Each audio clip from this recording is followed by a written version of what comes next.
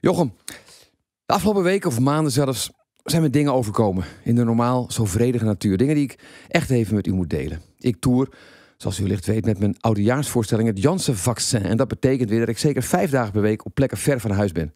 Waar ik geacht word, als de avond valt, mensen in het plaatselijke theater, dorpshuis, cultureel centrum of schouwburg zelfs te vermaken. Dat gaat hartstikke goed, dank u wel. Maar om des avonds de archetypische bühne in zo goed mogelijke staat te betreden, is voor mijn geest en lichaam van het allergrootste belang overdag een stuk hard te lopen. En dan het liefst, dat begrijpt u, op deze vroege plek in de natuur.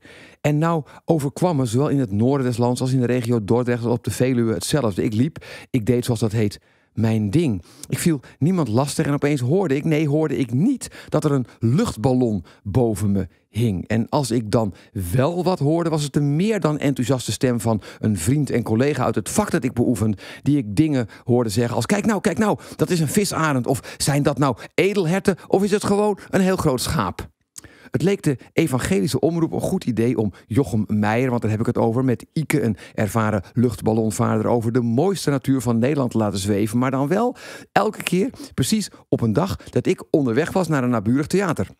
En ik zie Jochem graag hoor, maar als ik vanuit een ballon die volgens hem echt heel hoog vliegt, echt heel hoog, terwijl ik het idee heb dat het nou ook weer niet zo hoog is, als ik net een vlakte of een dijk betreed, als ik op zo'n moment een stem boven me hoor schreeuwen, dit is zo mooi, ik sta helemaal te stuiteren, denk ik toch, dat lijkt me niet verstandig in een luchtballon, vriend, en zeker niet in een luchtballon waar ik vlak onder loop.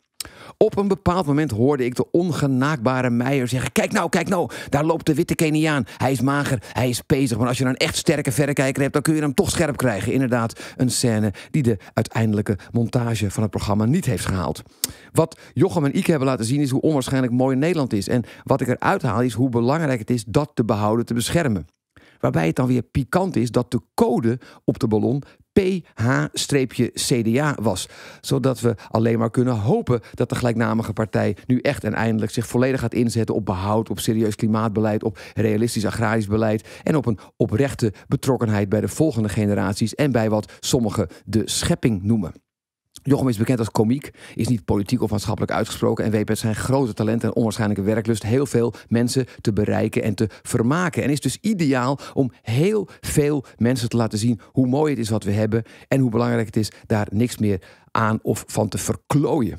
Op een bepaald moment, ik meen boven de Biesbos, hoorde ik hem zelf zeggen, ik ben er helemaal stil van. En ik kan u verzekeren dat er geen enkele medicatie is die dat eerder in zijn leven gedaan heeft gekregen.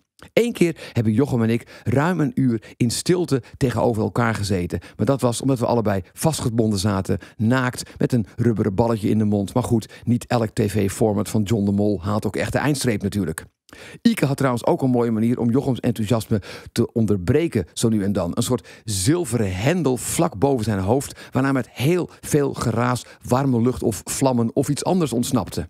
De stilte, dat vond ik het allermooist van de serie Jochem in de wolken. Niet omdat ik hem niet wilde horen, maar dat je dan de prachtige uitzichten, het natuurschoon, de rijkdom aan flora en fauna echt tot je door kan laten dringen. Lieve, vroege luisteraar, geniet ook vandaag weer ergens van de prachtige natuur die we hebben en kijk soms voor de zekerheid even omhoog. Prettige zondag.